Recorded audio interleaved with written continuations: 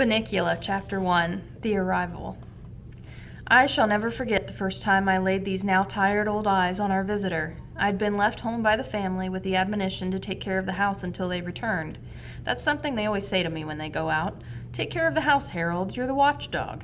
I think it's their way of making up for not taking me with them, as if I wanted to go anyway. You can't lie down at the movies and still see the screen, and people think you're being impolite if you fall asleep and start to snore or scratch yourself in public. No thank you. I'd rather be stretched out on my favorite rug in front of a nice, whistling radiator. But I digress. I was talking about that first night. Well, it was cold, the rain was pelting the windows, the wind was howling, and it felt pretty good to be indoors. I was lying on the rug with my head on my paws, just staring absently at the front door. My friend Chester was curled up on the brown velvet armchair, which years ago he'd staked out as his own. I saw that once again he'd covered the whole seat with his cat hair, and I chuckled to myself, picturing the scene tomorrow.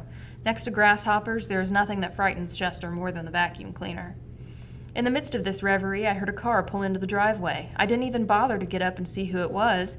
I knew it had to be my family, the Monroes, since it was just about time for the movie to be over.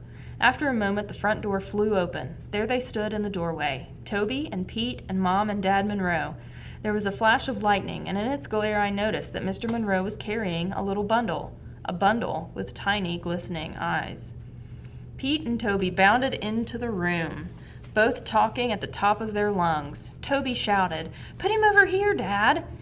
"Take your boots off, you're soaking wet," replied his mother, somewhat calmly, I thought, under the circumstances.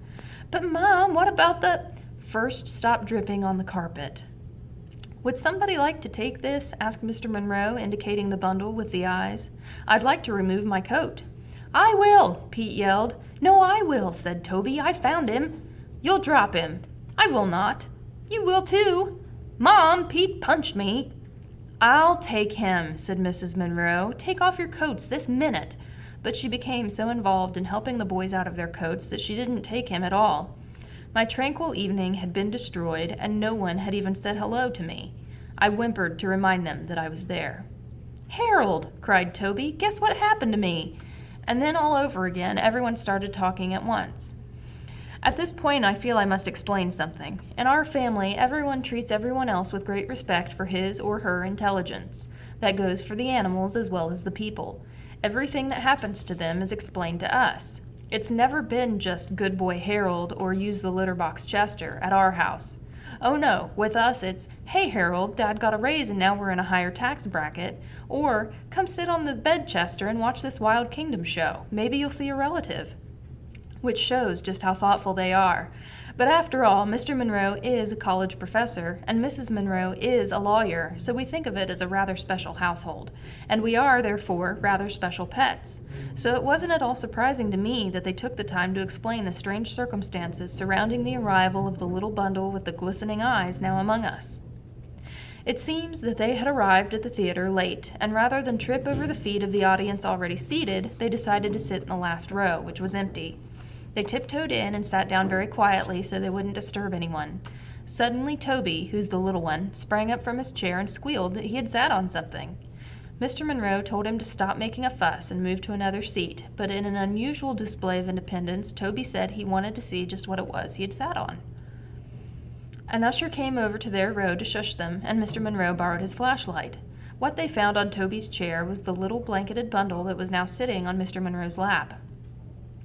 They now unwrapped the blanket, and there in the center was a tiny black and white rabbit, sitting in a shoebox filled with dirt. A piece of paper had been tied to his neck with a ribbon. There were words on the paper, but the Monroes were unable to decipher them because they were in a totally unfamiliar language. I moved closer for a better look. Now, most people might call me a mongrel, but I have some pretty fancy bloodlines running through these veins, and Russian wolfhound happens to be one of them. Because my family got around a lot, I was able to recognize the language as an obscure dialect of the Carpathian Mountain region. Roughly translated, it read, "Take good care of my baby." But I couldn't tell if it was a note from a bereaved mother or a piece of Romanian sheet music. The little guy was shivering from fear and cold. It was decided that Mr. Monroe and the boys would make a house for him out of an old crate and some heavy-duty wire mesh from the garage. For the night, the boys would make a bed for him in the shoebox. Toby and Pete ran outside to find the crate, and Mrs. Monroe went to the kitchen to get him some milk and lettuce. Mr. Monroe sat down, a dazed expression in his eyes, as if he were wondering how he came to be sitting in his own living room in a wet raincoat with a strange bunny on his lap. I signaled to Chester, and the two of us casually moseyed over to a corner of the room. We looked at each other. "Well, what do you think?" I asked. "I don't think rabbits like milk," he answered. Chester and I were unable to continue our conversation because a deafening crash commanded our attention. Pete yelled from the hallway, "Ma, Toby broke the rabbit's house." "I didn't. I just dropped it. Pete won't let me carry it. It's too big. Toby's too little." "I am not. You are too." "Okay, fellas," Mrs. Monroe called out as she entered with the milk and lettuce. "Let's try to get it in here with as little hysteria as possible, please." Chester turned to me and said under his breath, "That lettuce looks repulsive, but if there's any milk left, I get it." I certainly wasn't going to argue with him. I'm a waterman myself. At that moment the crate arrived, barely standing the strain of being pulled in two directions at once. "Ma, Toby said he's going to keep the rabbit in his room. That's not fair. Harold sleeps in his room." "Only sometimes," I thought, "when I know he's got a leftover ham sandwich in his drawer. Toby's a nice kid, don't get me wrong, but it doesn't hurt that he shares his stash with me. It was, after all, at one of those late-night parties in Toby's room that I first developed my taste for chocolate cake. And Toby, noting my preference, has kept me in chocolate cake ever since. Pete, on the other hand, doesn't believe in sharing, and the only time I tried to sleep on his bed, he rolled over on me and pinned me by my ears so that I couldn't move for the rest of the night. I had a crick in my neck for days. "But he's mine," Toby said. "I found him." "You sat on him, you mean." "I found him and he's sleeping in my room. You can keep smelly old Harold in your room and Chester too if you want to, but I'm going to keep the rabbit in mine." Smelly old Harold? I would have bitten his ankle, but I knew he hadn't changed his sock for a week. Smelly indeed. Mr. Monroe spoke up. "I think the best place for the rabbit is right here in the living room on that table by the window. It's light there, and he'll get lots of fresh air." "Pete's taller than I am," Toby cried. "He'll be able to see the rabbit better." "Too bad, squirt." "Okay," said Mrs. Monroe through clenched teeth. "Let's put him to bed and make him comfortable, and then we can all get some sleep." "Why?" Pete asked. "I don't want to go to sleep." Mrs. Monroe smiled a little too sweetly at Pete. "Look, Ma," said Toby, "he's not drinking his water, or his milk." Chester nudged me in the ribs. "Didn't I tell you? Excuse me while I make myself available." "Hey," said Toby, "we gotta name him." "Can't that wait until tomorrow?" asked Mr. Monroe. The boys shouted in unison. "No, he has to have a name right now." I have to say I agreed with them. It took them 3 days to name me, and those were the 3 most anxious days of my life. I couldn't sleep at all, worrying that they were really going to call me Fluffy, as Mrs. Monroe had suggested. "Well, all right," sighed Mrs. Monroe. "What about, say, Bun Bun?" Oh, there she goes again, I thought. Where does she get them? "Yuck," we all said. "Well, then how about Fluffy?" she offered hopefully. Pete looked at his mother and smiled. "You never give up, do you, Ma?" Meanwhile, Chester, who had also been named Fluffy for a short time, was rubbing against Mrs. Monroe's ankles and purring loudly. "No, Chester, not now," she said, pushing him aside. "He wants to help us name him, don't you, Chester?" Toby asked as he scooped him up into his arms. Chester shot me a look. I could tell this was not what he had had in mind. "Come on, Harold," Toby called. "You've got to help with the name, too." I joined the family and serious thinking began. We all peered into the box. It was the first time I had really seen him. So this is a rabbit, I thought. He sort of looks like Chester, only he's got longer ears and a shorter tail, and a motor in his nose.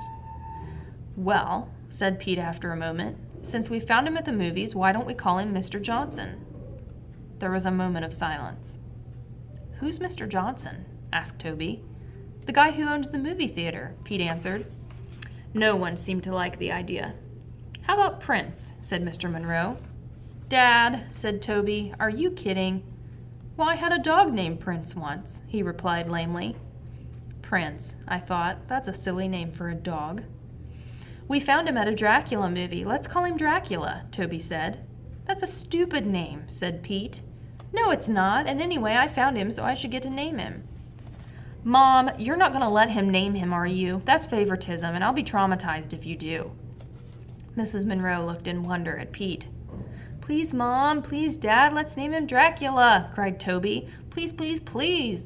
and with each please he squeezed Chester a little harder. Mrs. Monroe picked up the bowl of milk and moved toward the kitchen. Chester followed her every movement with his eyes, which now seemed to be popping out of his head. When she reached the kitchen door, she turned back and said, "Let's not have any more arguments. We'll compromise. He's a bunny, and we found him at a Dracula movie, so we'll call him Bunnicula. Bunnicula! That should make everybody happy, including me." "What about me?" muttered Chester. "I won't be happy until she puts down that milk." "Well, guys, is that okay with you?" she asked. Toby and Pete looked at one another, and then at the rabbit. A smile grew on Toby's face. "Yeah, Ma, I think that name is just right." Pete shrugged. "It's okay, but I get to feed him." "Okay, I'm going to put the milk back in the fridge. Maybe he'll drink it tomorrow." "What about Chester?" Toby said, dropping the frantic cat to the floor. "Maybe he would like it." Chester made a beeline for Mrs. Monroe and looked up at her plaintively. "Oh, Chester doesn't want any more milk, do you, Chester? You've already had your milk today." She reached down, patted Chester on his head, and walked into the kitchen. Chester didn't move. "Okay, bedtime," said Mr. Monroe. "Good night, Bunnicula," Toby said. "Good night, Count Bunnicula," Pete said sarcastically, in what I took to be his attempt at a Transylvanian accent. I may be wrong, but I thought I saw a flicker of movement from the cage. "Good night, Harold. Good night, Chester." I licked Toby good night. "Good night, smelly Harold. Good night, dumb Chester." I drooled on Pete's foot. "Mom, Harold drooled on my foot." "Good night, Pete," Mrs. Monroe said with great finality as she came back into the living room, and then more calmly, "Good night, Harold. Good night, Chester." Mr. and Mrs. Monroe went up the stairs together. "You know, dear," Mr. Monroe says, "that was very clever. Bunnicula. I could never have thought of a name like that." "Oh, I don't know, Robert." She smiled as she put her arm through his. "I think Prince is a lovely name, too." The room was quiet. Chester was still sitting by the closed kitchen door in a state of shock. Slowly, he turned to me. "I wish they had named him Fluffy," was all he said.